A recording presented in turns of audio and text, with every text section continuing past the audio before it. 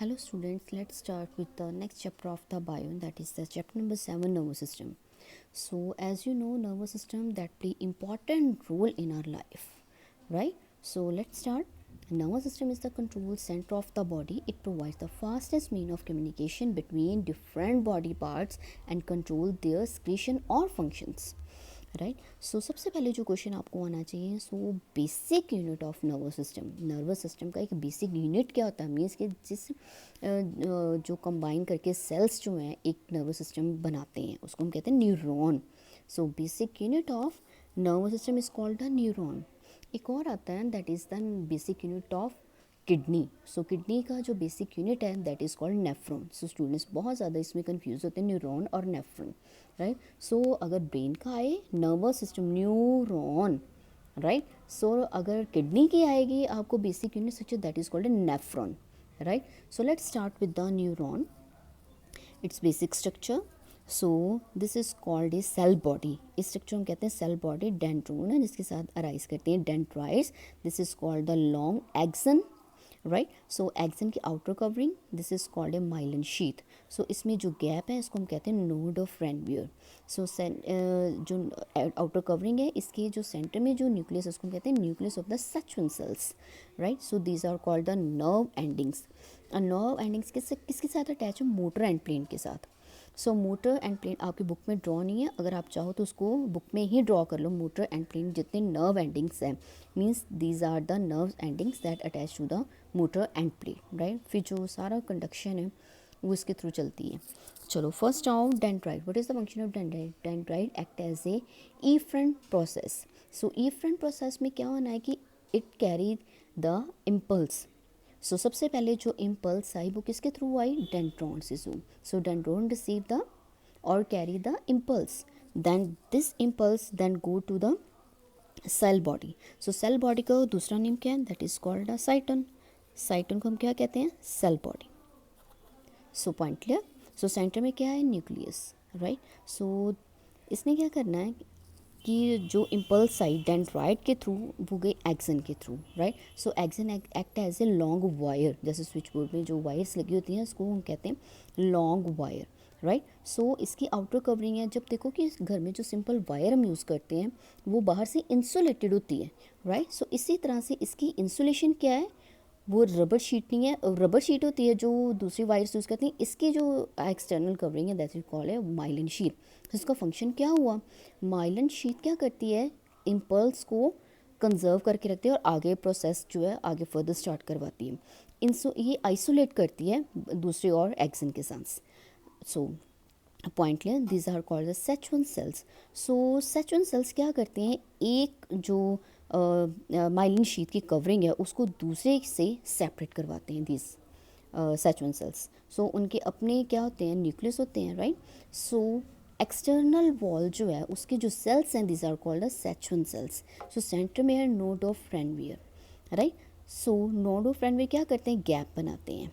So this is the motor end plate जिसके साथ जो नर्व एंडिंग्स हैं न्यूरॉन सेल, न्यूरॉन की जो एंडिंग्स हैं वो क्या होती हैं? अटैच होती हैं ताकि सारा जो इम्पल्स है सारा जो वायर की कंडक्शन है वो यहाँ आकर क्या हो जाती है? इकट्ठी हो जाती है.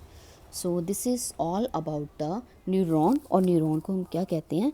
Nerve cell. So point clear. So इसके फंक्शंस तो हमने कर लिए, मैंने आपको डिटेल में बता दिए. So come to the next topic that is called a synapse. Synapse क्या होता है? टू न्यूरॉन के बीच में जो जंक्शन बनता है ना this is called a junction. उसको हम कहते हैं synapse. The junction between the two neuron this is called a synapse. आपकी बुक में एक वर्ड होगा that is a synaptic cleft, right. So एक आपने करना है साइनैप्स, एक आपने करना है synaptic cleft. May be now आपकी बुक में तो आपने क्या करना है? साइड में लिख लो. एक होता है synapse junction between the two neuron, एक होता है साइनेप्टिक क्लेफ्ट. वो यहाँ पर नहीं है, वो होता है टू न्यूरॉन के बीच का जो गैप होता है ना, जो गैप है उसको हम कहते हैं साइनेप्टिक क्लेफ्ट. और जहाँ पर टू न्यूरॉन्स आपस में जुड़ते हैं उसको हम कहते हैं synapse. Junction between the two neuron is called the synapse. और अगर इनके बीच में बहुत ज़्यादा गैप प्रेजेंट है so that is called A synaptic cleft. So point clear. एक न्यूरॉन देखो बहुत सारे मिलियंस ऑफ बहुत ज़्यादा न्यूरॉन्स होते हैं, right. Central nervous system. So ये क्या करते हैं? सो ये बहुत ज़्यादा इंपॉर्टेंट रोल जो प्ले करते हैं, इम्पल्स लेकर हैं बाहर से, मैसेज लेकर आते हैं और एक्शन के थ्रू कंडक्ट होता है, ये दूसरे न्यूरॉन को जाता है। ऐसे ही हमारे जो डिफरेंट डिफरेंट न्यूरॉन्स हैं उसको क्या करते हैं, मैसेज मिलता रहता है और आगे आगे आगे सप्लाई होती रहती है, राइट। फिर हम क्या करते हैं, एक्ट करते हैं, राइट। सो एक्शन का क्या है, वॉलंटरी और इनवॉलंटरी एक्शंस।